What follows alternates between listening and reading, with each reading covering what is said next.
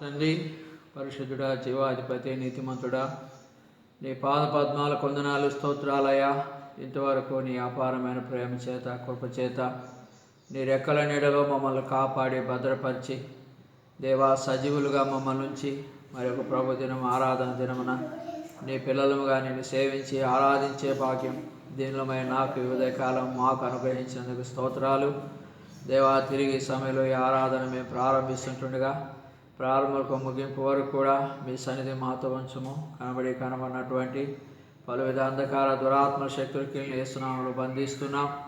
దేవా, మరి ఈ ఆరాధన ప్రారంభంలో ముగింపు వరకు మరి వర్తమానంలోను పాటల్లోనూ దేవా మరి అలాగూ అన్ని విషయాల్లో మీ సహాయం మాకు అనుగ్రహించము. మరి లైవ్ కొరకు సిద్ధపరిచే ఈ యొక్క కార్యక్రమం అంతా ఆశీర్వాదకరంగా చేయము. దేవాలాగు తండ్రి నాయన, ఈ లైవ్ ద్వారా నీ మాటలు వినగలిగే ప్రతి వ్యక్తిని, ప్రతి కుటుంబాన్ని మీరు దర్శించండి. మీ మాటల ద్వారా సంధించండి ప్రభువా. అనేకులు కూడా మరి ఈ కార్యక్రమం ద్వారా ఆశీర్వదించబడినట్లు, దీవించబడినట్లు, నీ దైవిక మేలులు ఆశీర్వాదాలు వారు పొందగలిగినట్లు, దైవ పునరుద్ధాన శక్తిని, పరిశుద్ధాత్మ అభిషేకమును వారు పొందినట్లు, దేవా ఈహలోక మాలిన్య పాపము నుండి విమోచించబడిన వారై పరిశుద్ధ సంతతిగా, పరిశుద్ధ స్వాస్థ్యంగా నీ రాజ్యం కొరకు సిద్ధపరచబడినట్లు సహాయం చేయండి. దేవా, యేసు అందరి హృదయం ఎరిగిన వాడు అన్నట్లుగా నాయన ప్రతి ఒక్కరి హృదయం ఎరిగినటువంటి దేవుడు నువ్వు. కాబట్టి ఏ వ్యక్తికి ఏ మాట అవసరమో, ఏ వాక్యం అవసరమో మీరు ఎరిగిన దేవుడు కనుక మీ ఆహారాన్ని మీరే విరిచి వడ్డించండి. మరి నీ వాక్యం ద్వారా అనేకులు సంతృప్తి పొంది దేవా నిన్ను కలిగిన వారై నీ ద్వారా దీవించబడి ఆశీర్వదించబడి నీ కృప పొంది నీ నిత్యరాజ్యానికి వారసులవుటకు సహాయపడండి. అట్లు ఈ కార్యక్రమం అంతట్లో ముగింపు వరకు మీ సన్నిధి అనుగ్రహించు. శత్రుకారులు అయిపోవచ్చండి దేవా. మీ యొక్క కార్యక్రమం సిద్ధపరచట్లో మాకు కూడా సహాయం చేయండి, జ్ఞానం ఇవ్వండి. ప్రతి పరిస్థితుల్లో మీ సహాయం అనుగ్రహించమని కోరుకుంటూ యేసునామములో ప్రార్థించి వేడుకుంటున్నాం తండ్రి, ఆమేన్. ఆభారము పరిచే దేవా, అనిత్యము నీ మేళ్లతో నింపుతున్నావు, అనిత్యము నీ మేళ్లతో నింపుతున్నావు.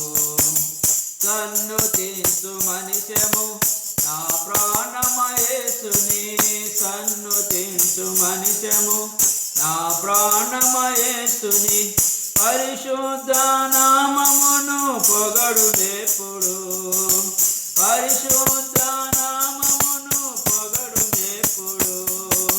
వంటె బరువు దీవెనలు వీపున మోపే, వంటె బరువు దీవెనలు వీపున మోపే.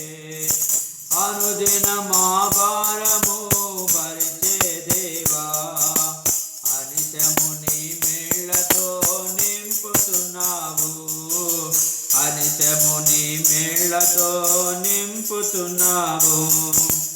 అపరాధములతో మేము చిక్కుకొని ఉండగా, అపరాధములతో మేము చిక్కుకొని ఉండగా, నీ రక్తము చే మమ్ము విమోచించితివి, నీ రక్తము చే మమ్ము విమోచించితివి. నీదు కృప మహదైశ్వర్యంబును బట్టి, నీదు కృప మహదైశ్వర్యంబును బట్టి. అనుదిన మా భారము భరించే దేవా, అనిత్యము నీ మేళ్లతో నింపుతున్నావు, అనిత్యము నీ మేళ్లతో నింపుతున్నావు. అన్నిటిలో నెప్పుడు సకల సంపదలతోను, అన్నిటిలో నెప్పుడు సకల సంపదలతో సమృద్ధితో మమ్ములను సాకుచుంటివి, సమృద్ధితో మమ్ములను సాకుచుంటివి.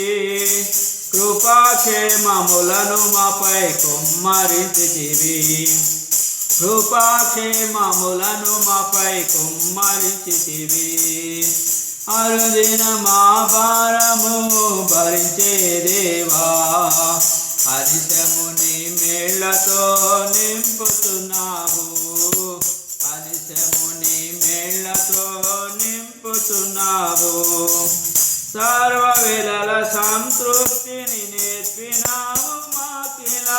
సర్వమేళల సంతృప్తిని నేర్పినావు మాకిల సకలంబును చేయుటకు శక్తినిచ్చితివి సకలంబును చేయుటకు శక్తినిచ్చితివి బలపరచుము నిన్ను బట్టి బలుడగు దేవా బలపరచుము నిన్ను బట్టి బలుడగు దేవా అనుదిన మా భారము భరించే దేవా అనిశము నీ మేళతో నింపుతున్నావు అనిశము నీ మేళతో నింపుతున్నావు.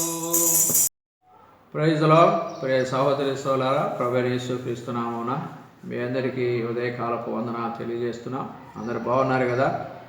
ప్రభు నామమున మీరందరూ బాగుండాలని మేము మానక మీ కొరకు మీ కుటుంబాల క్షేమం కొరకై ప్రార్థన చేస్తున్నాం. కాబట్టి మీరు కూడా దేవుని కృపను పొంది ఆయన నిత్య రాజ్యం కొరకు సిద్ధపడినట్లుగా ప్రభు మిమ్మల్ని దీవించి ఆశీర్వదించునుగాక. ఈ ఉదయకాలం మనం దైవారాధనలోనికి వెళ్ళకమునుపు కొన్ని మాటలు దేవుని వాక్యంలో ధ్యానం చేసుకొని ఆ రీతిగా మనం దేవుణ్ణి ఆరాధిస్తాం. పిల్లారా 118వ కీర్తన 28వ వచనంలో భక్తుడు అంటున్నాడు, మరి నీవు నా దేవుడవు, నేను నీ కృతజ్ఞతాస్తులు చెల్లించేదను, నీవు నా దేవుడవు, నిన్ను ఘనపరచెదను. కాబట్టి భక్తుడు జ్ఞాపకం చేసే మాట ఏంటంటే తన దేవుడు తనకు దేవుడైనందుకు మరి దేవునికి కృతజ్ఞతాస్తుతులు చెల్లిస్తున్నానంటున్నాడు, ఆయన ఘనపరుస్తానంటున్నాడు.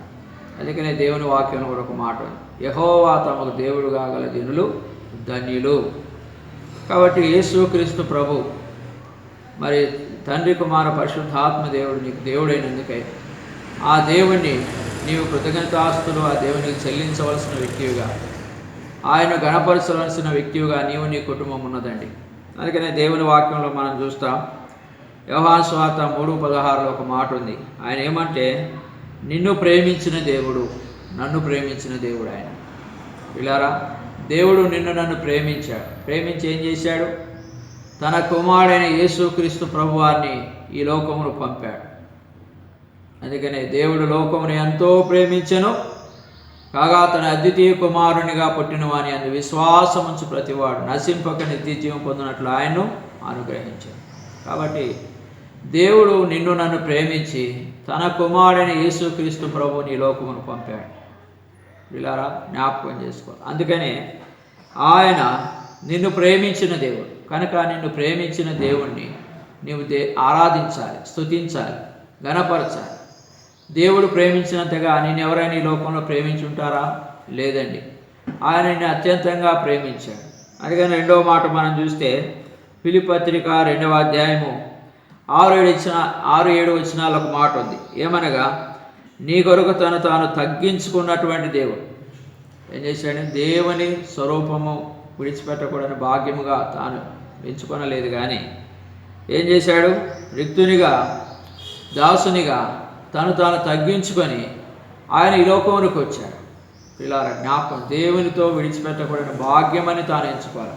పరలోక మహిమను, దేవుని స్నేహాన్ని, ఆ పరలోక సహవాసాన్ని నీ కొరకు నా కొరకు విడిచిపెట్టుకున్నాడు.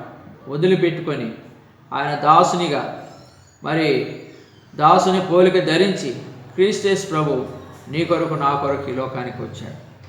కాబట్టి నిన్ను ప్రేమించిన దేవుడు. రెండవది, నీ కొరకు తను తాను ఈ లోకానికి తగ్గించుకొని వచ్చినటువంటి వాడు. దీనునిగా, దాసునిగా, రిక్తునిగా తను తాను నీ కొరకు నా కొరకు చేసుకొని ఆయన ఈ లోకానికి వచ్చాడు. అందుకే అటువంటి దేవుణ్ణి నీవు నేను స్తుతించి ఆరాధించవలసిన వారం ఉన్నాం. మూడవ మాట ఏమంటున్నాడంటే, లోకాసు వార్త 19:10లో నశించిన దాన్ని వెదకి రక్షించుటకు మనుష్య కుమారుడు యేసుక్రీస్తు ప్రభు ఈ లోకంలోకి వచ్చునని దేవుని వాక్యం సెలవిస్తుంది. ప్రియ అమ్మ, ప్రియ అయ్య, ప్రియ సహోదరి సహోదరుడా, మరి నిన్ను రక్షించుటకు ఈ లోకానికి వచ్చినవాడు. ప్రియ, జ్ఞాపకం చేసుకో.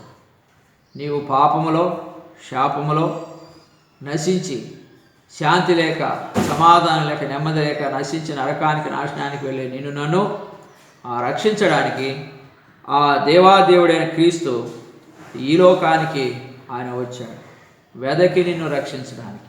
నువ్వు వెదకలేదు దేవుణ్ణి. ప్రియ సహోదరి సహోదరుడా, నీవు దేవుణ్ణి వెదకలేదు. దేవుడే నిన్ను వెతికాడు, దేవుడే నిన్ను కనుగొన్నాడు, దేవుడే నిన్ను ప్రేమించి తాను తగ్గించుకొని నీ కొరకు వెతుకుతూ ఈ లోకానికి వచ్చాడు. ఈనాడు చాలామంది లోకంలో ఎలా ఉన్నారంటే, మరి వారి మేళ్ళు కొరకు, వారి ఆశీర్వాదాల కొరకు, వారి దీవెనల కొరకు ఏం చేస్తున్నారు? ఎక్కడెక్కడికో తీర్థయాత్రలు, జపతపాలు, ఉపవాసాలు, ఎక్కడెక్కడికో వెళ్ళిపోతున్నారు. అక్కడ దేవుడు ఉన్నాడంటే, ఇక్కడ దేవుడు ఉన్నాడంటే అని. కానీ ఈ దేవుడు అలాంటి వాడు కాదండి. ఆయన నిన్ను వెతుక్కుంటూ వచ్చాడు, నిన్ను వెతుక్కుంటూ నీ యొద్దకు వచ్చాడు. వీళ్ళారా జ్ఞాపకం చేస్తూ, నీవు నశించిపోకూడదని, నరకానికి నాశనానికి వెళ్ళకూడదని, ఆయన నిన్ను పరమనకు మోక్షానికి చేస్తుట కొరకు ఆ ప్రభు ఈ లోకానికి వచ్చాడు. మూడవదిగా, కాబట్టి నిన్ను వెదకి ఈ లోకానికి వచ్చిన దేవుణ్ణి, నశింపక నీవు నిత్యజీవం పొంది పరలోకానికి నీకు చేర్చాలని ఇచ్చిన దేవుణ్ణి ఏం చేయాలి? నీవు ఆరాధించాలి, కృతజ్ఞతాస్తుతులు చెల్లించాలి, ఆయన మహింపరచాలి, స్తుతించాలి ప్రియులారా. అలాగే 4వ మాట మనం చూస్తాం. యెషయా గ్రంథం 53వ అధ్యాయము మరి 5వ వచనంలో ఒక మాట ఉంది. నీ కొరకు ప్రాణం పెట్టిన దేవుడు ఆయన. ఎవరండి? యెషయా 53:5లో మరి నీ కొరకు ఆయన ప్రాణం పెట్టాడు.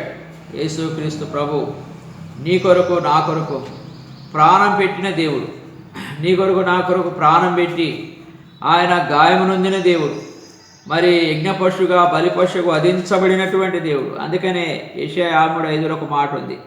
మన అతిక్రమమును బట్టి అతడు గాయపరచబడెను, మన దోషమును బట్టి నలగొట్టబడెను, మన సమాధానార్థమైన శిక్ష అతని మీద పడెను, అతడు పొందిన దెబ్బల చేత మనకు స్వస్థత కలుగుచున్నది. ఏమండి? ప్రభు ఎందుకు గాయపరచబడ్డాడు? ప్రభు ఎందుకు నలగొట్టబడ్డాడు? ప్రభు ఎందుకు శిక్షించబడ్డాడు అంటే, నీ అతిక్రమముల కొరకు, అలాగే నీ దోషముల కొరకు, నీకు సమాధానం అనుగ్రహించుట కొరకు ప్రభువు గాయపరచబడ్డాడు, నలగొట్టబడ్డాడు, ఆయన శిక్షించబడ్డాడు. అంతేకాదు, ఆయన నీకు స్వస్థత అనుగ్రహించుట కొరకు ఆయన సిలువలో నీకు బదులుగా, నాకు బదులుగా ప్రాణం పెట్టిన దేవుడు. కాబట్టి ఇటువంటి దేవుణ్ణి నీవు నేను స్తుతించి ఆరాధించవలసినటువంటి వారముగా మనమున్నాం ప్రియులారా. ఇటు దేవుణ్ణి మనం చూసినట్లయితే ఎఫెసీ పత్రిక 2:1లో చచ్చిన నిన్ను బ్రతికించినటువంటి దేవుడు అనే మాట మనం చూస్తాం. ఒకప్పుడు నువ్వు నీ పాపముల చేత, అపరాధముల చేత చచ్చిన వాడవై, చచ్చిన దానమై ఉండగా క్రీస్తు యేసులో ఆయన నిన్ను బ్రతికించాడు.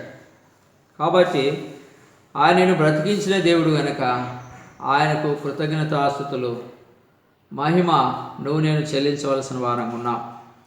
అలాగే మరొక మాట మనం చూస్తాం. యోహాను సువార్త 5:24లో ఏమనగా, నా మాట విని నన్ను పంపిన వాని యందు విశ్వాసం ఉంచువాడు నిత్యజీవము గలవాడు, వాడు తీర్పులోనికి రాక మరణము నుండి జీవంలోనికి దాటి ఉన్నాడని మీతో నిశ్చయముగా చెప్పుచున్నాను. కాబట్టి నిత్య జీవమును అనుగ్రహించినటువంటి దేవుడు ప్రియులారా, ఇట్టి దేవుణ్ణి నువ్వు నేను కూడా ఆరాధించవలసిన వారంగా ఉన్నాం, సేవించవలసిన వారంగా ఉన్నాం, కృతజ్ఞతాస్తులు చెల్లించవలసిన వారంగా, ఆయన గణపరచవలసిన వారంగా ఉన్నాం. మరొక మాట మనం చూస్తే, నిన్ను పరమున చేర్చుటకు నీ కొరకు రాబోతున్నవాడు. 1 దెస్సలోనిక పత్రిక 4వ అధ్యాయము 16-17 వచనాల్లో మనం చూస్తే చక్కటి మాటను మనం చూడగలుగుతాం. 1 దెస్సలోనిక రాసిన పత్రిక 4వ అధ్యాయము 16-17 వచనాలు. ఆర్భాటముతోనూ ప్రధాన దూత శబ్దంతోనూ దేవుని బోరుతోనూ పరలోకము నుండి ప్రభువు దిగివచ్చును, క్రీస్తునందుండి మృతులైన వారు మొదట లేతారు. ఆ మీదట సజీవులమై నిలిచి ఉండు మనము వారితో కూడా ఏకముగా ప్రభువును ఎదుర్కొనేటకు ఆకాశ మండలముల మేఘముల మీద కొనిపోబడుదము కాగా మనం సదాకాలం ప్రభుతో కూడా ఉందుము. కాబట్టి ప్రియులారా, నిన్ను ప్రేమించిన దేవుడు, నీ కొరకు తన పరలోక మహిమను విడిచి లోకానికి వచ్చిన దేవుడు, నిన్ను రక్షించడానికి వచ్చినటువంటి దేవుడు, నీ కొరకు ప్రాణం పెట్టినవాడు, అలాగే చచ్చి నిన్ను బ్రతికించినవాడు, ఆయన నిత్య జీవము నీకు అనుగ్రహించినవాడు, అలాగే ఆయన పరమునకు ఆయనతో కూడా ఉన్నటకు నేను తీసుకొని పోవడానికి రాబోతున్న దేవుడు. ఇంకో మాట మనం చూస్తాం. ప్రకటన గ్రంథం 21వ అధ్యాయం 3-4 వచనాలు ఉంది. నీ కన్నీటి ప్రతి బాష్ప బిందువును ఆయన తుడిచే దేవుడు. కన్నీటి ప్రతి బాష్ప బిందువును తుడిచే దేవుడు. ఈ లోకంలో నువ్వు పడిన కష్టాలకు, నీవు పడిన శ్రమలకు, నీవు పడిన నిందలకు, నీవు పొందిన అవమానములకు ఆయన మరి పరమున ఆయన సన్నిధిలో నిన్ను కూర్చుండబెట్టి ఆయన నీ కన్నీటి ప్రతి బాష్ప బిందువును ఆయన తుడిచి నిన్ను ఓదార్చే దేవుడు, నిన్ను ఆదరించే దేవుడు. ప్రియ సహోదరీశ్వరుడా, ఈ లోకంలో నువ్వు పడిన కష్టాలకు, శ్రమలకు ఆయన నిన్ను ఓదారుస్తాడు. ఓదార్చడమే కాదు ప్రియ సహోదరీశ్వరుడా, నీవు ఈ లోకంలో పడిన ప్రతి కష్టానికి, ప్రతి శ్రమకు ఒక ప్రతిఫలం ఆయన ఇవ్వబోతున్నాడు. ఏమనగా ఆయన ఒక నీటి కిరీటము నీ కొరకు ఆయన సిద్ధపరిచి ఉన్నాడు. ప్రియ సహోదరీశ్వరుడా, ఆయన నీతి కిరీటము నీ కొరకై సిద్ధపరిచినాడు. పౌలు గారు అదే అన్నాడు. ఆయన నేను మంచి పోరాటము పోరాడి తిని నా పరుగు తుదముట్టించి తిని నా విశ్వాసమును కాపాడుకుంటుని అన్నాడు. ఏమనగా ఆయన నా కొరకు నీతి కిరీటం వచ్చాడు. పిల్లారా, ఆయన కొరకే కాదు. ఒక మాట రాయబడింది 2వ తిమోతి పత్రిక 4వ అధ్యాయము 8వ వచనంలో ఏమన్నాడు? ఇక మీదట నా కొరకు నీతి కిరీటం ఉంచబడి ఉన్నది. ఆ దినమందు నీతిగల న్యాయాధిపతి అయిన ప్రభు అది నాకు మాత్రమే కాకుండా తన ప్రత్యక్షతను అపేక్షించి వారందరికీ అనుగ్రహించును. ప్రియ సహోదరీశ్వరుడా, ప్రభు ప్రత్యక్షతను నువ్వు కోరుకుంటున్నావా? ప్రభుతో ఉండాలనేటువంటి దేవుని బిడ్డగా, నీవు ప్రభు రాకడ కొరకు ఎదురు చూస్తున్నటువంటి దేవుని బిడ్డగా దేవుని నిన్ను సిద్ధపరిచాడు. ఒక దినము ఆయన పరలోకంలో నీ కొరకు నీతి కిరీటం ఇవ్వబోతున్నాడు. కాబట్టి దీని కొరకై ప్రభువును నేను కూడా స్తుతించి ఆరాధించాలి. కాబట్టి ఎంత గొప్ప దేవుడండి. అందుకే 118 మరి 28వ వచనంలో భక్తుడు అందుకే జ్ఞాపకం చేస్తూ వచ్చినాడు. మరి ఒక మాట మనం చూస్తాం. 118వ కీర్తన 28వ వచనంలో భక్తుడు ఏమంటున్నాడండి? నీవు నా దేవుడవు, నేను నీ కృతజ్ఞతాస్తులు చెల్లించేదను. నీవు నా దేవుడవు, నిన్ను కనపరిచేదను. కాబట్టి ఇన్ని రకాల మేలు చేసిన దేవునికి నేనేం చేయాలా? నువ్వు నా దేవుడు అయినందుకే నీ కృతజ్ఞతాస్తులు చెల్లిస్తున్నాను. నీవు నా దేవుడు గనుక నేను నిన్ను గణపరుస్తున్నానని ఆ దేవుని మనం హెచ్చించి పూజించినట్లు ప్రభు సహాయం చేయనుగాక. యేసు ప్రభువు తన రక్తమిచ్చి కొన్నటి సంగమునా ఎవరు చేరెదరో వారే ధన్యులు, పరలోకమే వారిది. ఎవరు చేరెదరో వారే ధన్యులు, పరలోకమే వారిది.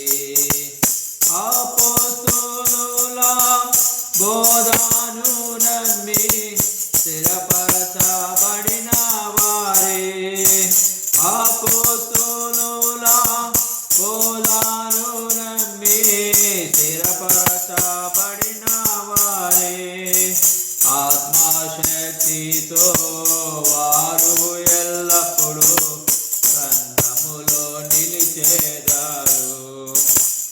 ఆత్మశక్తితో వారు ఎల్లప్పుడూ సంఘములో నిలిచేదారు. క్రీస్తు ప్రభువు తన రక్తమిచ్చి కొన్నటి సంగమునా ఎవరు చేరెదరో వారే ధన్యులు, పరలోకమే వారిది. ఎవరు చేరెదరో వారే ధన్యులు, పరలోకమే వారిది. ప్రియ సహోదరి సోదరులారా, ఈ సమయంలో మనం ప్రభు బలాలో పాలు పొందక పూర్వం దేవుని వాక్యములో నుండి కొన్ని మాటలు మనం ధ్యానం చేసుకొని ఆ ప్రకారముగా మనము యోగ్యమైన రీతిలో ప్రభు శరీరంలో, ప్రభు రక్తంలో మనం చేయవేస్తాం. 1 కొరింథీ పత్రిక 11వ అధ్యాయం 28వ వచనాన్ని మనం చదువుకుంటాం. కాబట్టి ప్రతి మనుషుడు తాను పరీక్షించుకొనవలెను, అలాగు చేసి ఆ రొట్టెను తిని ఆ పాత్రలోనిది త్రాగవలెను. కాబట్టి ప్రభువు శరీరంలో, ప్రభు రక్తంలో పాలు పొందే ప్రతి ఒక్కరు కూడా తాము పరీక్షించుకొని అలాగు చేసి ఆ రొట్టెను తిని ఆ పాత్రను త్రాగవలనని మన పితరుడైనటువంటి పౌలు గారు జ్ఞాపకం చేస్తూ వస్తున్నట్లు మనం చూస్తాం. కాబట్టి పరీక్ష అవసరం. పరీక్ష లేకుండా అయోగ్యంగా పాపములో జీవిస్తూ, పాపములో ఉంటూ, పరిశుద్ధుల మధ్యలో పరిశుద్ధ బల్లాలో చేవేట అది ఏమాత్రం కూడా ఆశీర్వాదము, దీవెనకరము కాదు. అందుకనే దేవుని వాక్యంలో ఒక మాట మనం చూస్తాం. 32వ కీర్తన 1-2 చరణాల్లో మనకి చదివినట్లయితే, తన అతిక్రమమునకు పరిహారము నొందినవాడు, తన పాపమునకు ప్రాయశ్చిత్తము నొందినవాడు ధన్యుడు అనే మాటను మనం చూస్తాం. యెహోవా చేత నిర్దోషి అని ఎంచబడినవాడు, ఆత్మలో కపటము లేనివాడు ధన్యుడనేటువంటి మాటను మనం చూడగలుగుతాం. ప్రియులారా, తన అతిక్రమంలో పరిహారము నొందినవాడు, తన పాపమునకు ప్రాయశ్చిత్తము నొందినవాడు ధన్యుడు. కాబట్టి చాలామంది అతిక్రమములతో, అయోగ్యతతో ప్రభు శరీరంలో, ప్రభు రక్తంలో పాలు పొందేవారు కూడా ఈ దినాల్లో ఉన్నారు. ఇదేదో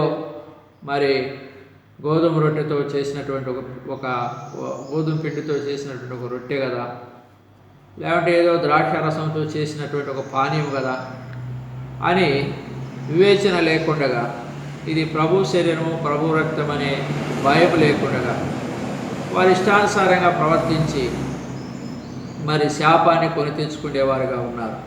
సహోదరుడా, అలాగూ నేను చేయవేయకూడదు. అందుకని ఇక్కడ అంటున్నాడు, అతిక్రమాలు 3 రకాలండి. అతిక్రమాలు 3 రకాలు. మొదటిది దేవుని వాక్యాన్ని అతిక్రమించి జీవించడం. రెండవది చేయవలసినది గురి తప్పి ప్రక్కదారిలో నడవడం. మూడవది క్రియాపాపం, అంటే శిక్షకు తగినటువంటి దోషం చేయడం. వీళ్ళారా, ఈ 3 రకాల అతిక్రమాలు ఉన్నాయి.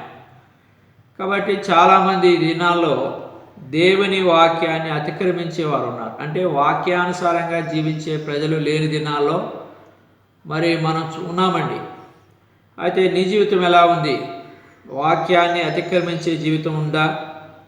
అలాగే దేవుడు మనకు చేయవలసినది ఎరిగి కూడా అలాగూ చేయకుండా గురి తప్పి జీవించే జీవితం ఒకవేళ నీలో ఉందేమో. క్రియాపాపం అంటే శిక్షకు తగినటువంటి దోషం చేయడం, మన మీదికి శిక్ష తెచ్చుకునే విధముగా మనము దోషానికి పాత్రులమయ్యే విధంగా ప్రవర్తించేవారు ఉన్నారు. ఇక్కడ మనం చూస్తాం ఒక మాట, మన అతిక్రమాలు ఎవరు క్షమిస్తారు? వీళ్ళారా, జ్ఞాపకం చేసుకోవాలి. ఒకవేళ అతిక్రమం నీలో ఉంటే, అతిక్రమంతో కూడిన జీవితం నువ్వు కలిగి ఉంటే ఎవరు క్షమిస్తారు? లోకంలో ఎవరు క్షమించరండి. దేవుడు మాత్రమే క్షమించగలిగేవాడు. అటువంటి క్షమించగలిగిన దేవుని సన్నిధిలోనే నీ అతిక్రమాలు, నీ దోషములు ఒప్పుకొని సరిచేసుకొని ప్రభు బిడ్డవుగా, పరిశుద్ధుడుగా, పరిశుద్ధురాలుగా నేను జీవించాలి. అందుకని ఇక్కడ మనం చూస్తాం, యెషయా గ్రంథం 53:10లో రాయబడింది, మన అతిక్రమములను బట్టి క్రీస్తు గాయపరచబడ్డాడు. మన అతిక్రమ క్రియలను బట్టి క్రీస్తు గాయపరచబడ్డాడు. కాబట్టి అటువంటి యేసుక్రీస్తు వారి ద్వారా మాత్రమే నీ అతిక్రమాలు క్షమించబడతాయి, నీ దోషములు క్షమించబడతాయి. అందుకనే ప్రభు అన్నాడు, దీనిలో తిని త్రాగునప్పుడల్లా నేను వచ్చే వరకు నా మరణం ప్రచురించండి అన్నాడు. కాబట్టి ఇది నా శరీరం, ఇది నా రక్తం అన్నాడు. కాబట్టి క్రీస్తును జ్ఞాపకం చేసుకునే నీ నా అతిక్రమ దోషముల కొరకు ఆయన శిలువలో మరణించాడు, చనిపోయినాడు, సమాధి చేయబడ్డాడు, తిరిగి లేచినాడు. నీ అతిక్రమముల కొరకు సిలువబడిన క్రీస్తు మాత్రమే నీ అతిక్రమాలు, నీ దోషములు క్షమిస్తాడు.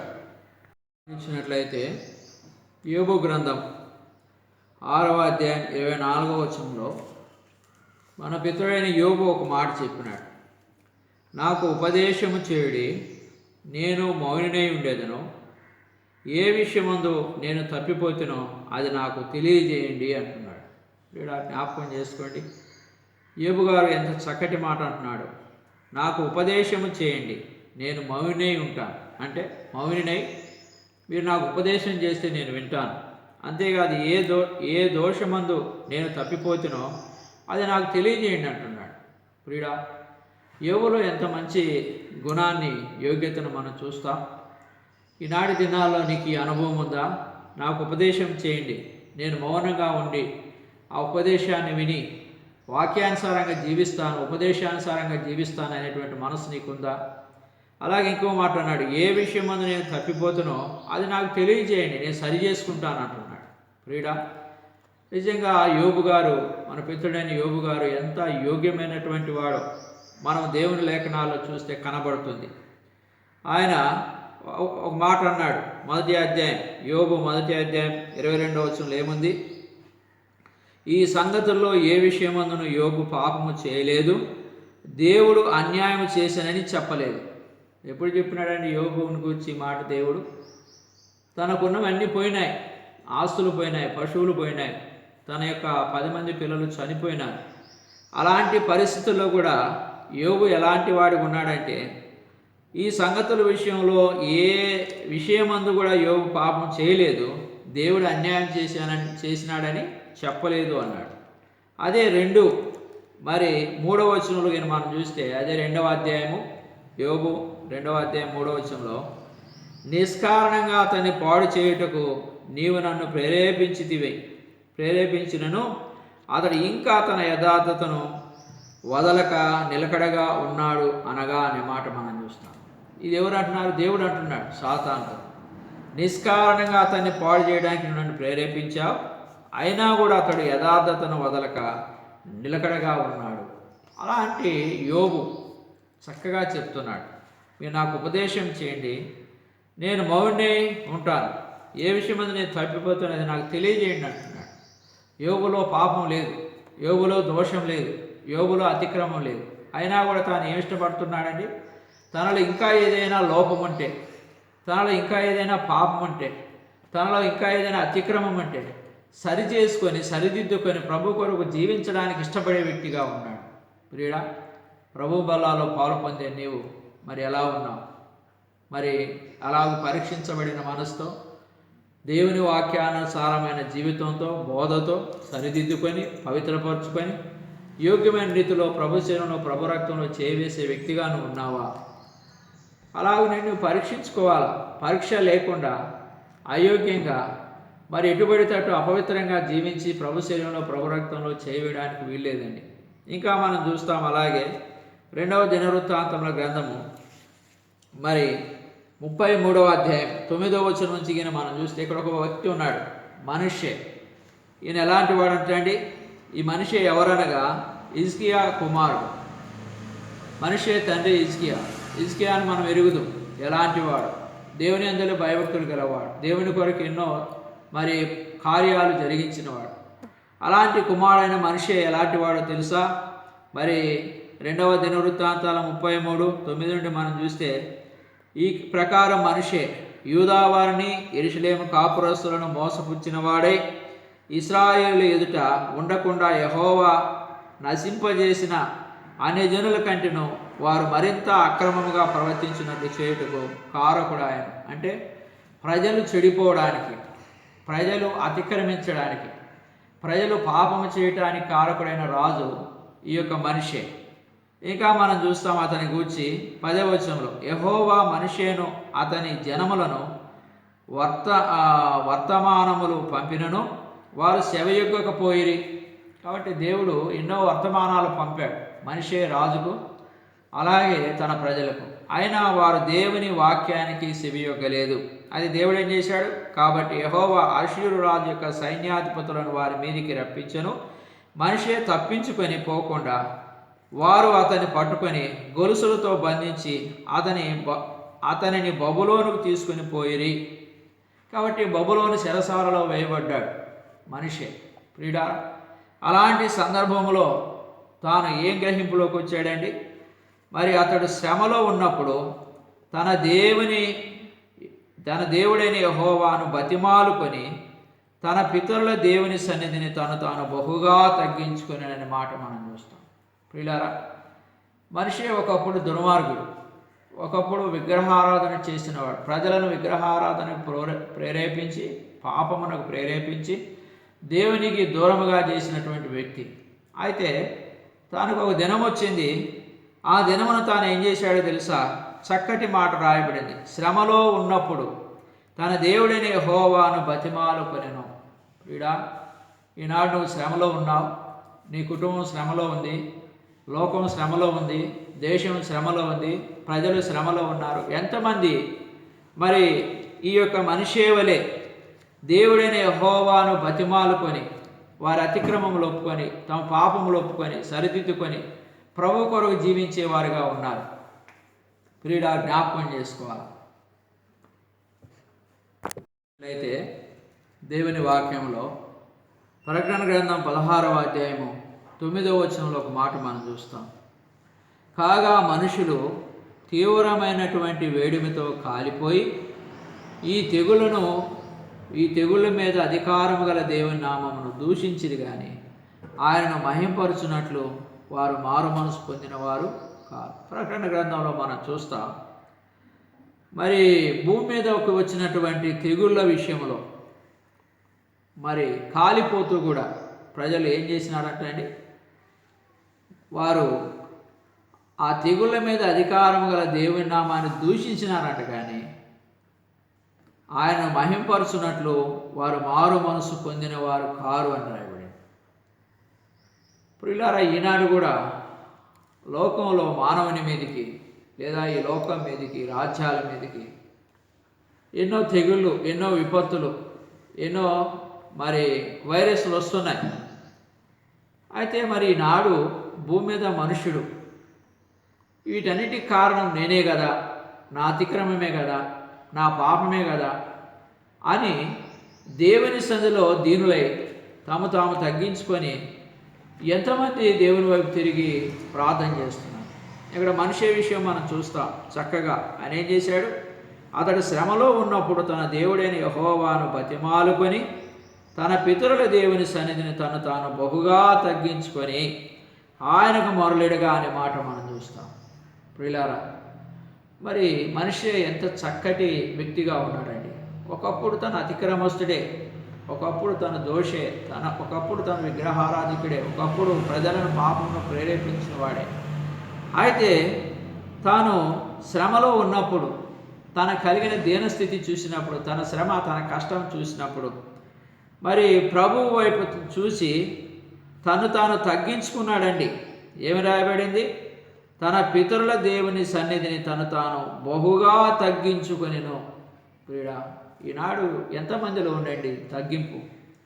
ప్రభు సన్నిధిని తాము బహుగా తగ్గించుకొని తమ అతిక్రమం, తమ దోషమును, పాపమును ఒప్పుకొని ప్రభు పిల్లలుగా ప్రభు సన్నిధికి వచ్చి ప్రభు సన్నిధిలో సాగిలపడి వారు దేవుని పిల్లలుగా తాము సరి చేసుకుంటున్నారు.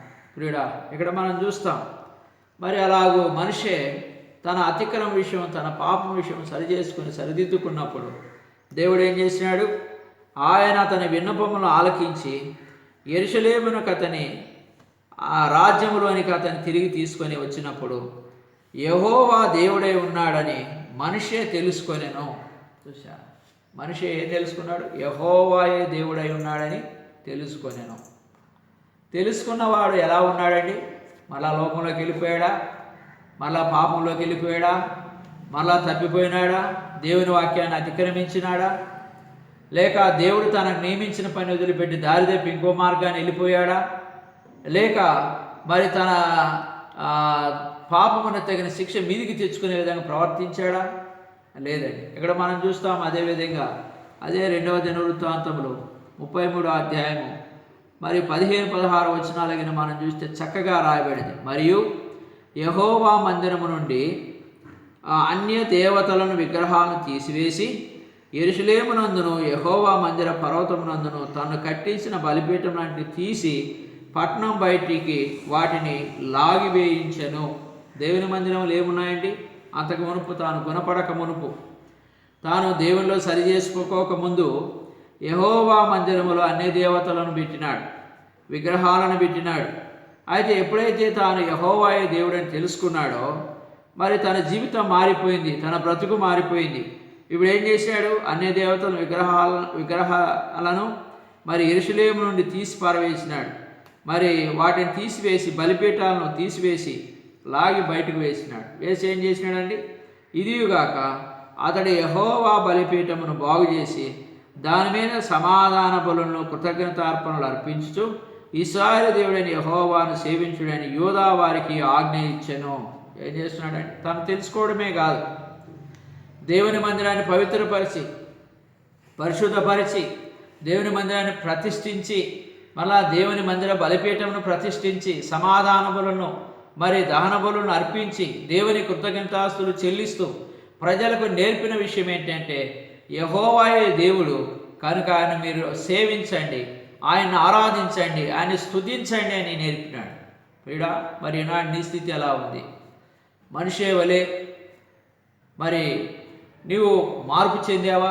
అందుకనే మనం చూస్తే 32వ కీర్తన 1-2 వచనాలు, తన అతిక్రమంలో పరిహారం నొందినవాడు, తన పాపమునకు ప్రాయశ్చిత్తం నొందినవాడు ధన్యుడు. ఇక్కడ మనిషి జీవితంలో తన అతిక్రమములకు పరిహారం నొందినాడు, తన పాపమునకు ప్రాయశ్చిత్తం నొందినాడు. ఈనాటి దినాల్లో నువ్వు అలా ఉన్నావా ప్రియ సహోదరీశ్వరుడా? ప్రతి మానవుడు పాపియే. దేవుని వాక్యం చెప్తుంది ప్రతి మనుషుడు, ప్రతి స్త్రీ, ప్రతి పురుషుడు, ప్రతి యవనుడు, ప్రతి యవనస్తురాలు పాపులే, కాదనడం లేదు. అయితే పాపివైన నేను ఒకదినమైన పాపివైన నీవు నీ పాపస్థితిని ఎరిగి నీకు ఆ విధమైనటువంటి శ్రమ కష్టము ఈ లోకంలో ఎదురే పరిస్థితులను బట్టి నీ పాపమును ప్రభు దర్శనంలో ఒప్పుకొని సరిదిద్దుకొని ప్రభు బిడ్డగాను మార్చబడుతున్నావా? నీ పాపములు మరి నీ అతిక్రమములు పరిహారం నొందేవా? నీ పాపములు ప్రాయశ్చిత్తం నొందేవా? మరి మనిషే తన అతిక్రమములకు పరిహారం నొందినాడు, తన పాపమును ప్రాయశ్చిత్తం నొందినాడు, తను మారినాడు, తన దేశ ప్రజలకు నేర్పినాడు యెహోవాయే దేవుడు, ఆయన్నే ఆరాధించండి, ఆయన్నే సేవించండి అని నేర్పినాడు. ప్రియుడా, మరి అలా వలె ఆ విధంగా నీవిగిన ఒకవేళ మనిషే వలె మన పితరుడైన యోబు వలె నువ్వు ఉండగలిగితే ప్రభు శరీరంలో ప్రభు రక్తంలో చేయి వేయొచ్చు.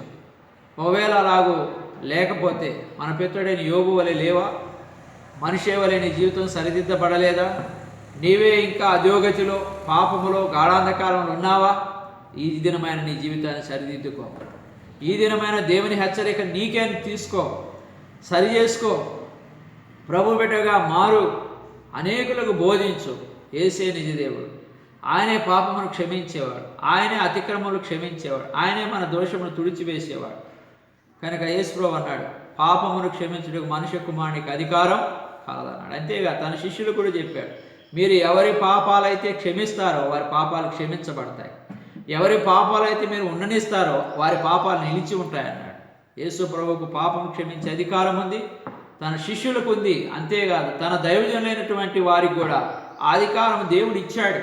ప్రియుడా, అలాంటి దేవుని నమ్మి విశ్వసించు, అనేకులకు బోధించు, నీ జీవితాన్ని సరిదిద్దుకు. అలా పరీక్షించబడిన మనసుతో ప్రభు సేవలో ప్రభు రక్తంలో చేయవే, అట్లు దేవుని దీవెనలు పొందు. దేవునిని దీవించునుగా.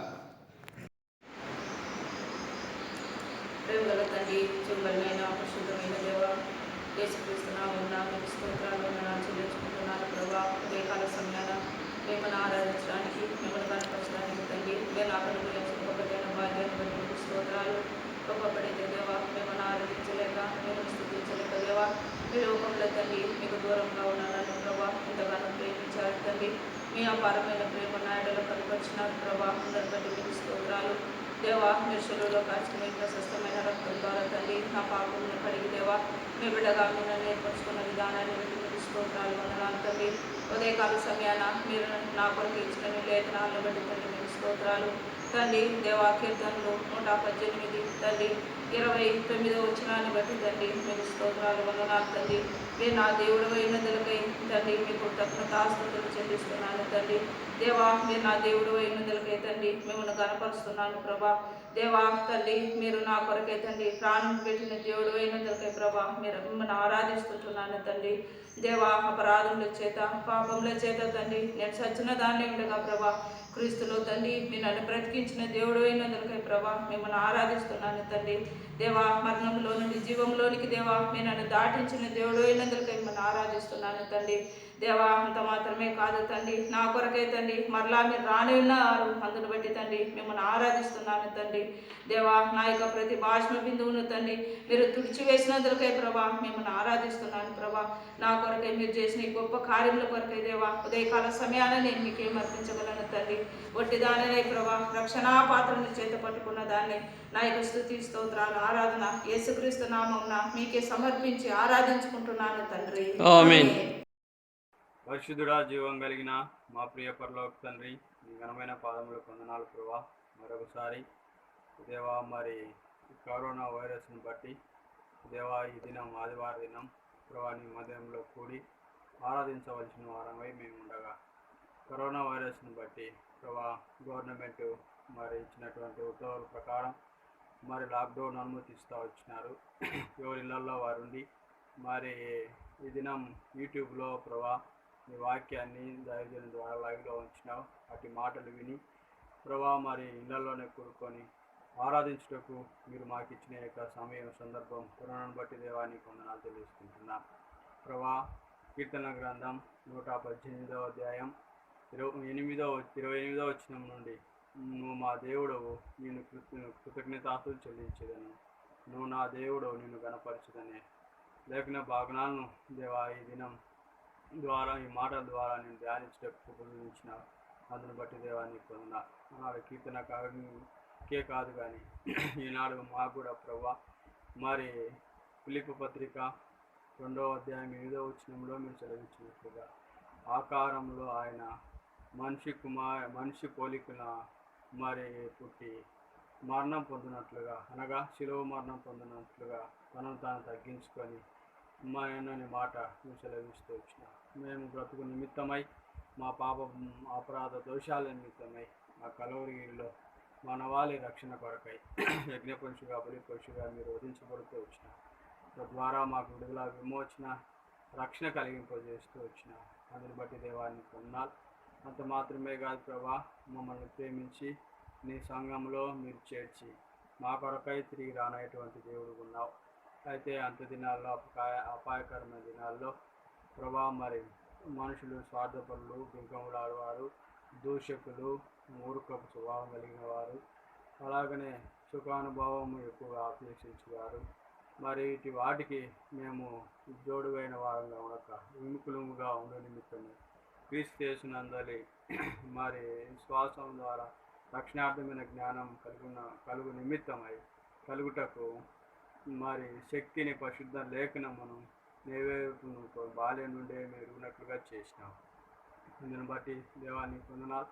అంత మాత్రమే కాదు ప్రభా క్రీస్తు యేసు నందు మరి సద్భక్తిలో జీవించువారు హింస పొందురు అని ఇచ్చినటువంటి లేఖన భాగనాలను బట్టి ప్రభా మరి మీరు అన్నారు అపోస్తులైన పౌలు దైవజనుడు ఎలాగైతే మరి తనకు వచ్చినటువంటి మరి పరిచర్యలో నా బోధ నా సావాసము నా ఉపదేశము మరి అలాగనే మరి నా యొక్క ప్రేమ దీర్ఘశాంతము ఓర్పు మరి ఇటు యొక్కయు అలాగనే ఇకోనిక లూస్తాను పట్టణాలలో నాకు కలిగిన శ్రమలన్నిటిలో మరి నువ్వు తెలుసుకొని వాడుగా ఉంటూ వచ్చినాను. అయితే ప్రభు వీటన్నిటిలో నుండి నన్ను తప్పిస్తూ వచ్చినాడని మరి దైవజనుని సెలవిస్తూ వచ్చినాడు. కాబట్టి ప్రభా ఇలాగా మేము కూడా మరి నీ పిల్లలంగా మరి వాటిని మరి శ్రమలన్నిటినీ సహించేవారుగా చేస్తూ వచ్చిన ఇలాగా మా కొరకై తిరిగి రానైనటువంటి దేవుడు వచ్చి మా యొక్క ప్రతి భాష బిందును చూసే దేవుడుగా మరి ఉన్నవాడు అని నిరీక్షించేటువంటి అనుభవంలో ఇస్తూ అటు నీ సంఘంలో నిలకడగా ఉంచుతూ వచ్చిన అందుని బట్టి దేవానికి కృతజ్ఞతాస్తులు చెల్లిస్తున్నా. ఈ విధంగా మా కుటుంబంలోను సంఘంలోను మీరు చేసిన పనులు మేలును బట్టి ఏం చెల్లించగలం ప్రభా, ఏం చెల్లించలేక తిరిగి నలిగిపోయిన తగ్గింపు జీవితం ప్రవైన యేసుక్రీస్తు పరిశుద్ధమైన నామంలో ఈ కొద్ది స్తుతి ఆరాధన సమర్పిస్తున్నాం తండ్రి. ఆమేన్. దయగలిగిన మా తండ్రి, పరిశుద్ధుడా, జీవాధిపతి, నీతిమంతుడా, నీ పాదాలకు వందనాలు. ఈ ఉదయకాలంలో నీ పిల్లలముగా 118వ కీర్తన 28వ వచనం ప్రకారం దేవా, నిన్ను ఆరాధించుటకు మీరు మాకు ఇచ్చిన కృపను బట్టి స్తోత్రం ప్రభువా. నిజముగా నా దేవుడు అయినందుకై నీ కృతజ్ఞతాస్తుతులు చెల్లిస్తున్నాను. నీవు నా దేవుడు అయినందుకై నేను గణపరుస్తున్నానని కీర్తనాకారుడు చెప్పినట్లుగా ఈ ఉదయకాలం నేను నా కుటుంబం కూడా నిన్ను ఆరాధించడానికి దేవా మీరు నాకు ఇచ్చిన ఈ అవకాశమును బట్టి నీకు స్తోత్రములు. నిజముగా నీవు నన్ను ప్రేమించినావు కాబట్టి నేను నశించి నరకానికి వెళ్ళకూడదని నీ కుమారుడు నా రక్షకుడైన యేసు ప్రభువుని లోకాన్ని పంపావు. అలాగూ ఈ కుమారుడు క్రీస్తు నా కొరకు తను తాను తగ్గించుకున్నాడు. అందుని బట్టి నేను స్తుతిస్తున్నాను. నేను నశించిపోకుండా ఉండడం కొరకు, రక్షించడం కొరకు ఆయన ఈ లోకానికి వచ్చాడు. అందుని బట్టి నేను స్తుతిస్తున్నాను. నా కొరకు ప్రాణం పెట్టినాడు, అందుకొరకై స్తుతిస్తున్నాను. ఒకప్పుడు అపరాధముల చేత పాపములతో చచ్చి నన్ను బ్రతికించినావు క్రీస్తులో, అందుని బట్టి నేను స్తుతిస్తున్నాను. ఓ ప్రభువా, మరి నా కొరకు రాబోయే దేవుడుగా ఉన్నందుకై నేను స్తుతిస్తూ ఆరాధిస్తున్నాను. నా కన్నీటి ప్రతి బాటను వెనుకరించే దేవుడుగా ఉన్నందుకు నేను స్తుతిస్తున్నాను. దేవా, పరమందు నా కొరకు ఒక నీతి కిరీటాన్ని ఉంచినందుకై నేను స్తుతిస్తూ ఆరాధిస్తూ ఈ విధంగా నా పట్ల కుటుంబం పట్ల, సంఘం పట్ల, ఇస్పా పట్ల ఈనాటి వరకు మీరు చేస్తూ వచ్చిన సకల మేలు కొరకై ఏమిచ్చి నీ రుణం తీర్చుకోగలను ప్రభువా. ఏమిచ్చి రుణస్తునే అయినా ఈ నా హృదయపూర్వక స్తుతి ఆరాధన యేసునామములో నీకే సమర్పించి ఆరాధిస్తున్నాను తండ్రి. భయము లేదుగా, దిగులు లేదుగా, యేసుని నమ్మిన వారికి. భయము లేదుగా, దిగులు లేదుగా, యేసుని నమ్మిన వారికి. ఆహారము లేదని చింత ఏలను, వస్త్రములు లేవని దిగులు ఏలను. ఆహారము లేదని చింత ఏలను, వస్త్రములు లేవని దిగులు ఏలను. ఆకాశ పక్షులను చూడుము చూడుము, విత్తవు కోయవు పంటను కూర్చుకొనావు. ఆకాశ పక్షులను చూడుము చూడుము, విత్తవు కోయవు పంటను కూర్చుకొనావు. అయినా వాటిని పోషించుతున్నాడు, అయినా వాటిని పోషించుతున్నాడు. భయము లేదుగా, దిగులు లేదుగా, యేసుని నమ్మిన వారికి. భయము లేదుగా, దిగులు లేదుగా, యేసుని నమ్మిన వారికి. ప్రియ సహోదరి సోదరులారా, ఈ యొక్క ఫైనల్ వర్తమానముగా మనం దేవుని లేఖనంలోని కొన్ని మాటలు మనం ధ్యానం చేసుకుంటాం. మత్తయి సువార్త 6వ అధ్యాయం 25వ వచనంలో మనం చూసినట్లయితే అక్కడ యేసు ప్రభు ఒక మాట అక్కడ చెప్పినాడు ప్రజలతో. ఏమి తిందుమో ఏమి ధరింతుమో అని మీరు చింతపడకుడి అని ఇక్కడ చెప్పబడినట్లు మనం చూస్తాం. అనగా ఏమి తిందుమో ఏమి త్రాగుదుమో అని చింతపడకుడి. ఈనాటి దినాల్లో మనం గమనించినట్లయితే అనేక మంది చింతన కలిగి ఉన్నారు. దేని విషయం అనగా ఏమి తినాలి, ఏమి త్రాగాలి, ఏమి ధరించాలి అనేటువంటి వాటి విషయమై చింతన కలిగి ఉన్నట్లు మనం చూస్తాం. అయితే యేసు ప్రభువు అంటున్నాడు, ఏమి తిందుమో ఏమి తాగుదుమో అని చింతపడకుడి. ఆహారము కంటే మీ ప్రాణమును, వస్త్రము కంటే మీ దేహమును గొప్పవి కావా అని ప్రభువారు సెలవిస్తున్నట్లు మనం చూస్తాం. ప్రియులారా, చాలాసార్లు మానవులుగా అనేక మంది వేటిని గురించి చింత కలిగి ఉన్నారు ఈ లోకంలో అంటే ప్రప్రథమంగా తినటాన్ని గురించి, త్రాగటాన్ని గురించి, ధరించటాన్ని గురించి ఒక చింత, ఒక బాధ వారు కలిగి ఉన్నట్లు మనం చూస్తాం ఈ లోకంలో. దాని గురించే ప్రభు అయిన యేసయ్య చెప్పినాడు. అలాగే మత్తయి సువార్త 6వ అధ్యాయం 33వ వచనంలో మనకి చూస్తే ప్రభువారు ఏం చెప్పినాడండి, మీరు ఆయన రాజ్యమును నీతిని మొదట వెతకుడి, అప్పుడు అవన్నీ మీకు అనుగ్రహింపబడును. ఏం చేయాలా? మొదట దేవుని రాజ్యాన్ని, నీతిని వెతకాల. అలా వెతికినప్పుడు అవన్నీ మీకు అనుగ్రహింపబడతాయి. చాలామంది అనుకోవచ్చు ఈ మాట విన్నప్పుడు, దేవుని రాజ్యాన్ని, దేవుని నీతిని వెతికితే మాకేమొస్తాయి, ఎప్పుడు దేవుని మందిరానికి పోతే మాకేమొస్తుంది, ఎప్పుడు ప్రార్థన చేసుకుంటే మాకేమొస్తుంది అని ఒక డౌట్ రావచ్చు. మరి పేతురు అడిగినాడండి, మన పితరుడైన పేతురు గారి యేసుప్రభుని అడిగినాడు, అయ్యా మేము అన్నదమ్ములను, మరి భార్య బిడ్డలను, బంధువులను, మాకున్న సమస్తం వదిలిపెట్టి మీ వెంట వచ్చాం కదా, దీనివల్ల మాకేం ప్రయోజనమని మన పితరుడైన పేతురు అడిగినాడు. కాబట్టి ఈనాటి దినాలు ఇలాంటి ప్రశ్న అనేకుల్లో ఉండొచ్చు. అయితే యేసుప్రభు అన్న మాట ఏంటండి? ఆయన రాజ్యాన్ని, ఆయన నీతిని మొదట మీరు వెతికినట్లయితే మీకు ఏం అవసరమో అవన్నీ అనుగ్రహింపబడతాయి. ప్రియుడా, జ్ఞాపకం చేస్తూ అందుకని మనం చూస్తాం, మత్తయి సువార్త 6వ అధ్యాయం 26వ వచనంలో మనం చూసినట్లయితే ఒక మాట ప్రభువారు చెప్పినాడు, ఆకాశ పక్షులను పోషించున్నటువంటి దేవుడు నిన్ను పోషించడా? జ్ఞాపకం చేసుకో. ప్రశ్న, ఆకాశ పక్షులను దేవుడు పోషిస్తున్నాడు, అవి విత్తటం లేదు, పంట కోయడం లేదు, అవి సమకూర్చుకొనడం లేదు. ఆయన ఆకాశ పక్షులను పోషించిన దేవుడు నిన్ను పోషించలేడా? ఆకాశ పక్షుల కంటే నువ్వు శ్రేష్ఠుడవు కావా, శ్రేష్ఠురాలవు కావా అని దేవుడు జ్ఞాపకం చేస్తున్నాడు. ఇలా ముఖ్యంగా ఈ లాక్డౌన్ దినాల్లో ఎంతమంది వారి వారి జీవితాల్లో ఈ లాక్డౌన్ దినాల్లో మన జీవితాలు ఎట్లా, మన బ్రతుకులు ఎట్లా, మరి ఈ యొక్క పరిస్థితుల్లో మనం ఎలా పోషింపబడాలా అని ఎంతోమంది దిగులు చింత చెందుతుంటున్నారు. ప్రియ సహోదరుడా, ప్రియ సహోదరి, నువ్వు ఎవరైనా కావచ్చు, ప్రభు నీతో మాట్లాడుతున్నాడు. మొదట నీవు ఆయన నీతిని, ఆయన రాజ్యాన్ని వెతుకు. నీ అక్కరేంటో, నీ అవసరం ఏంటో ప్రభువారు తీరుస్తాడు, ప్రభువారు పోషిస్తాడు.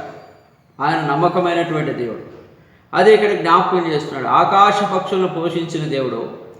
ఆకాశ పక్షుల కంటే నువ్వు శ్రేష్ఠురాలు అనే విషయాన్ని మరోవద్దని దేవుడు జ్ఞాపకం చేస్తున్నాడు. అందుకని ఇంకో మాట ఏమన్నాడండి? మత్తయి సువార్త 6వ అధ్యాయం 28వ వచనంలో మనం చూసినట్లయితే, అడవి పువ్వులను అలంకరించిన వాడు నిన్ను అలంకరింపలేడా? జ్ఞాపకం చేసుకో ప్రియ సహోదరి సోదరుడా, అడవి పువ్వులను అలంకరించినాడు, మరి నిన్ను అలంకరించడా? నీకు అవసరమైనవి దేవుడు సమకూర్చడా? అడవి పువ్వుల కంటే కూడా నీవు శ్రేష్ఠురాలు కావా ప్రియ సహోదరి సోదరుడా? జ్ఞాపకం చేసుకున్నాము. అలాగే ఇంకా మనం చూసినట్లయితే ఓ మాట మనం చూస్తాం, 127వ కీర్తన 2వ వచనంలో ఒక మాట ఉంది, తన ప్రియులు నిద్రించుండగా ఆయన వారికి ఇచ్చుచున్నాడు. తన ప్రియులు నిద్రించుండగా ఆయన వారికి ఇచ్చున్నాడు. యేసు ప్రభు పిల్లలు, దేవుని పిల్లలు, వారు నిద్రిస్తుండగా వారి అక్కరేంటో, వారి అవసరం ఏంటో ఆయన తీర్చేవాడు ఉన్నాడు. ఎవరు? ఆయన నీతిని, ఆయన రాజ్యాన్ని, ఆయన సత్యాన్ని వెలుగుతూ వాక్యానుసారముగా దైవ దర్శనానుసారమైన రీతిలో వారి జీవితాలు నడుచుకుంటూ ఉంటారో వారు, వారి కుటుంబాలు, వారు నిద్రపోతున్నా సరే వారి అక్కర్లు దేవుడు తీరుస్తాడు. అదే 2వ వచనంలో పైభాగంలో అన్నాడు, మీరు వేకువనే లేచి చాలా రాత్రి అయిన తర్వాత పడుకొనుచు కష్టార్జితమైన ఆహారము తినుచునుట వ్యర్థమే అన్నాడు. ఎవరితో అన్నాడు ఆ మాట? దేవుడు లేని ప్రజలు, భక్తి లేని ప్రజలు, దేవుని రాజ్యాన్ని, దేవుని నీతిని వెదకని ప్రజలు. వాళ్ళలో ఏముందంటే ఏమి తినాలి, ఉదయం లేస్తే చీకటితో లేచింది మొదలుకొని ఏమి తినాలి, ఏమి తాగాలి, ఏమి ధరించాలని ఒక చింతతో ఏం చేస్తున్నారు? వాళ్ళు వేకునే లేచి వారు ఆహారం సిద్ధపరచుకొని మరి క్యారేజీకి పెట్టుకొని బాక్సులకు వారు పనికి వెళ్ళిపోతున్నారు. ఏదో ఒక పని. వారు చాలా రాత్రి అయిన తర్వాత మరలా వస్తున్నారు, మరలా వండుకుంటారు, మరలా తింటారు, పడుకొని నిద్రపోతారు, మరలా వేకునే లేస్తారు. ఇక వీరికి ఏం లేదండి, దేవుడు లేడు, భక్తి లేదు, విశ్వాసం లేదు, దేవుని రాజ్యం లేదు, నీతి వెతికే అనుభవం లేదు. ఇలాంటి వారితో ప్రభు అన్నాడు, మీరు వేకునే లేచి చాలా రాత్రి అయిన తర్వాత పడుకొనుచు కష్టార్జితమైన ఆహారం తినుచునుట వ్యర్థమే అని ప్రభు చెప్పినట్లు మనం చూస్తాం. మనం గమనించినట్లయితే తన ప్రియులు నిద్రించుచుండగా ఆయన వారికి ఇచ్చుచున్నాడు అనే మాటను మనం చూస్తాం. కాబట్టి నువ్వు దేవుణ్ణి ప్రేమించే వ్యక్తిగా, దేవుణ్ణి ఆరాధించే వ్యక్తిగా, దేవుని వాక్యానుసారంగా జీవిస్తూ ఆయన నీతిని, ఆయన రాజ్యాన్ని వెతికే వ్యక్తిగా నువ్వు ఉంటే నీ అక్కరేంటో, నీ అవసరం ఏంటో దేవుడు నువ్వు పడుకొని నిద్రపోతున్నా కూడా నీ అవసరం తీర్చే దేవుడుగా మన దేవుడు ఉన్నాడు. అందుకనే మనం ఇంకో మాట చూస్తాం. 147వ కీర్తన 14వ వచనంలో, మంచి గోధుమలతో నిన్ను తృప్తిపరచువాడు ఆయనే. కాబట్టి మన దేవుడు ఎటువంటి వాడంటే మంచి గోధుమలతో నిన్ను తృప్తిపరిచేవాడు, మంచి ఆహారాన్ని ఇచ్చేవాడు, మంచి భోజనమునిచ్చేవాడు. ప్రియుడా, జ్ఞాపకం చేసుకో. ఇక్కడ ఒక మాట మనం చూస్తాం. ఆదికాండం 45వ అధ్యాయము 4వ వచనం నుంచి మరి 11వ వచనం వరకు కూడా మన పితరుడైనటువంటి యోసేపు ఒక చక్కటి మాటను జ్ఞాపకం చేశాడు. ఆదికాండము 45వ అధ్యాయము అలాగే మరి 4వ వచనం నుంచి కూడా మనం చూస్తే యోసేపు చెప్తున్న మాటలు ఏంటంటే, అంతటా యోసేపు నా దగ్గరకు రండని తన సహోదరులతో చెప్పినప్పుడు వారు అతని దగ్గరకు వచ్చిరి. అప్పుడు అతడు ఐగుప్తునకు వెళ్ళినట్లు మీరు అమ్మివేసిన మీ సహోదరుడైన యోసేపు నేనే. ఆయన నేను ఇక్కడికి వచ్చినట్లు మీరు నన్ను అమ్మివేసినందుకు దుఃఖపడకుడి, అది మీకు సంతాపము పుట్టింపనీయకుడి. ప్రాణరక్షణ కొరకు దేవుడు మీకు ముందుగా నన్ను పంపించెను. 2 సంవత్సరం నుండి కరువు దేశంలోనున్నది, సేద్యమైనను కోత అయినను లేని సంవత్సరములు ఇంకా 5 వచ్చును. మిమ్మను ఆశ్చర్యముగా పోషించి దేశములు మిమ్మను శేషముగా నిలుపుటకును ప్రాణముతో కాపాటుకును దేవుడు మీకు ముందుగా నన్ను పంపించెను. యోసేపు ఎంత చక్కటి మాట చెప్తున్నాడండి. యోసేపు ఐగుప్తు దేశమునకు వెళ్ళాడు. ఐగుప్తు దేశములో ప్రధానమంత్రి అయినాడు. మరి ప్రధాని అయి ఆ దేశము కరువుతో ఉన్నప్పుడు దానికి ముందే దర్శనం ద్వారా గ్రహింపుగలిగి ఆ ఐగుప్తులో సమృద్ధి అయిన ధాన్యమును ఉంచి ప్రజలను పోషిస్తూ ఉన్నాడు. క్రీడా, మన దేవుడు ఎటువంటి వాడో తెలుసా? మన భవిష్యత్తును ఎరిగినవాడు. మనము భవిష్యత్తు గూర్చే చింతపడతాం. వాస్తవంగా అయితే అసలు రేపటి దినమును గురించే మనం చింతపడుతుంటాం, దిగులు పడుతూ ఉంటాం. రేపటి దినం ఎట్లా, రేపటి దినము మనం ఏం చేయాలా, ఎలా ఉండాలా, మన పిల్లల భవిష్యత్తు ఏంటి, మన కుటుంబ పరిస్థితి ఏంటి, ఇలాగ ఎన్నో చింత, ఎన్నో వేదనలు మనం కలిగి ఉంటాం.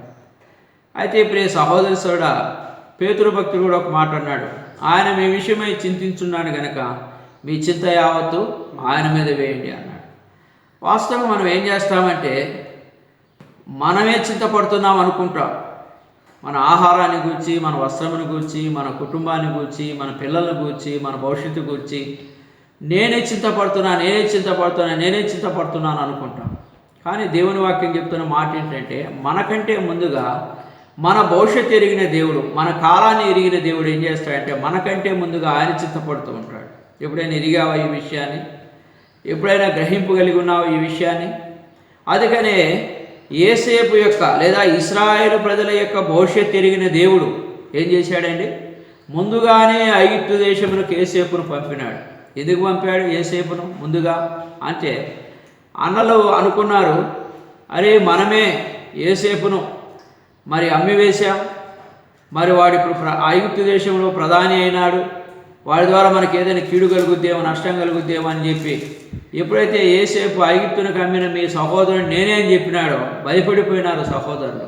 పిల్లారా, అయితే యోసేపు చక్కటి మాట అన్నాడు, మీరు నన్ను అమ్మలేదుగా, ఒక అమ్మి ఉండవచ్చు కానీ అయితే దేవుడే నన్ను ఇక్కడికి ముందుగా తీసుకొచ్చాడు. ఎందుకండి ఇప్పటికే 2 సంవత్సరాలు కరువు, ఇంకా మరి 5 సంవత్సరాలు కరువు ఉంది.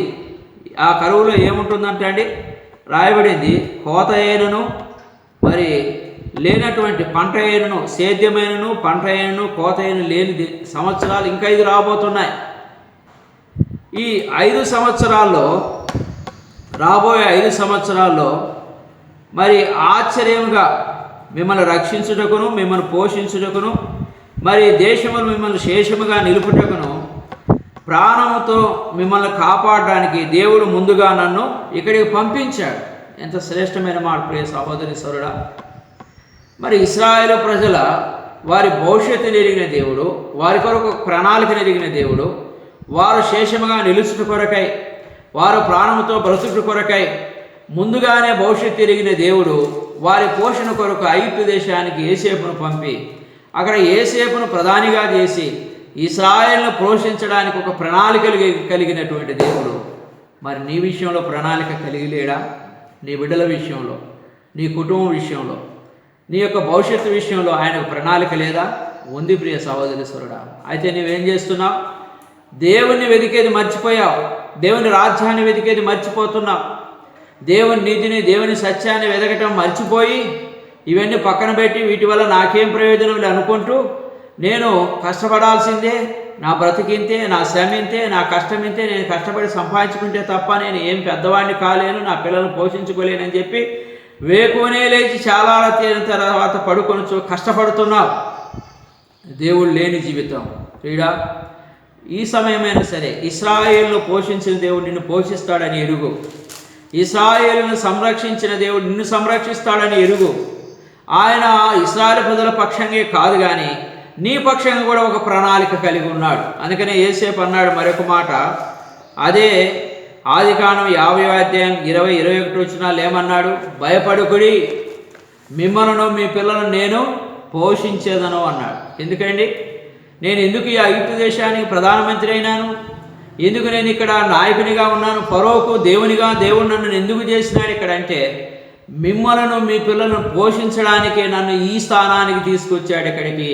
ప్రియ సహోదరీశ్వరుడా, ఆనాడు ఇశ్రాయేలును పోషించడానికి యోసేపును వాడుకున్న దేవుడు, యోసేపును గొప్ప చేసిన దేవుడు, యోసేపును ఒక ఉన్నతమైన స్థానంలో నిలబెట్టిన దేవుడు నిన్ను పోషించడానికి, నీ కుటుంబాన్ని పోషించడానికి రాబో కాలంలో మరి యోసేపు ఎలాగో వారిని పోషించడానికి సిద్ధపరిచినాడో రాబో కాలంలో మరి అవి ఏం లేదంట, వాళ్ళకు సేద్యం లేదు, పంట లేదు, పైరు లేదు, అయినప్పటికీ వారిని పోషిస్తానన్నాడు.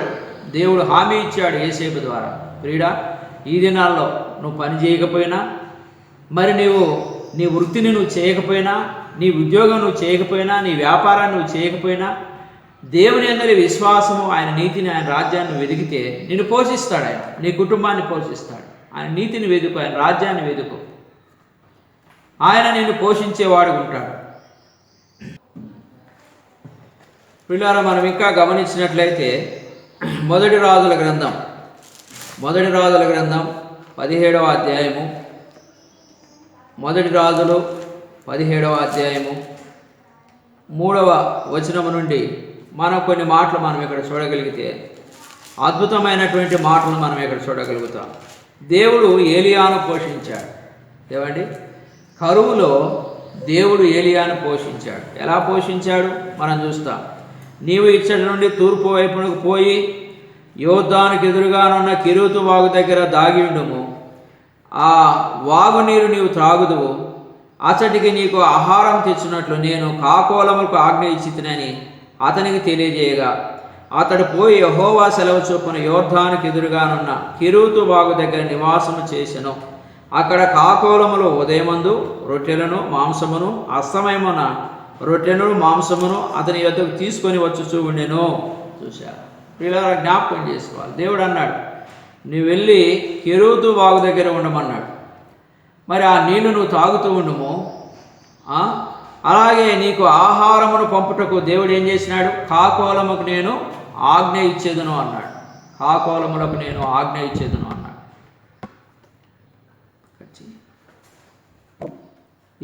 గమనించినట్లయితే కాబట్టి దేవుడు ఆహారమును కాకుల చేత, మాంసమును, రొట్టెలను అలాగే మరి ఆయన పంపుతూ వచ్చాడు. అనుదినం ప్రతి ఉదయము ప్రతి సాయంకాలం మాంసమును రొట్టెలను పంపుతూ ఏలియాను పోషించినాడు.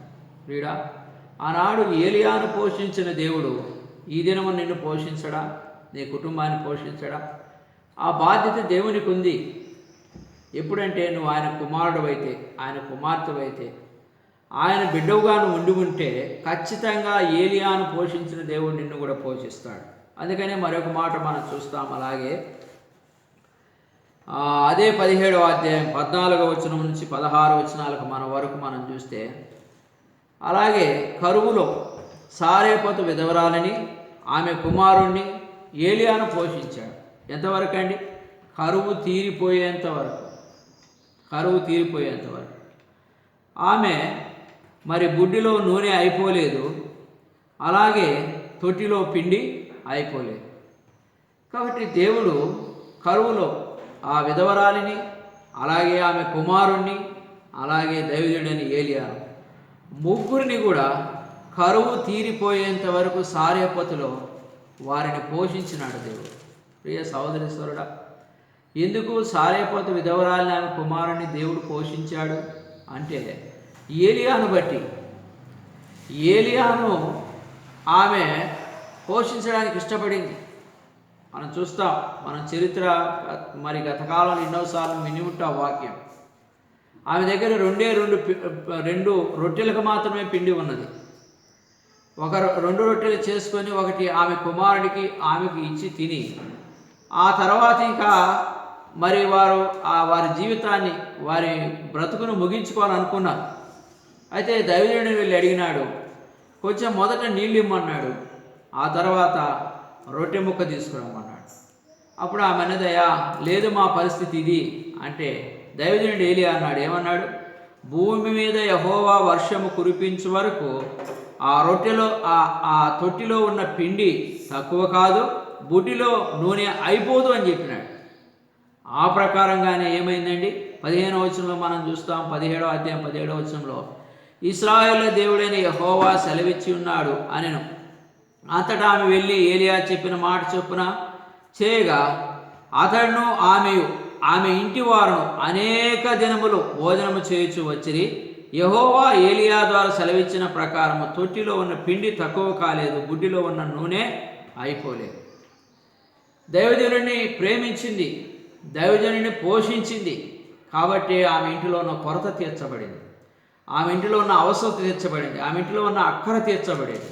రే సహోదరుడా, నువ్వేమైనా ఈ దినాలు కరువులో మరి దేవుని ఇంటిని కూర్చిన చింత నీకుందా? దైవజనుని ఇంటిని కూర్చిన చింత నీకుందా?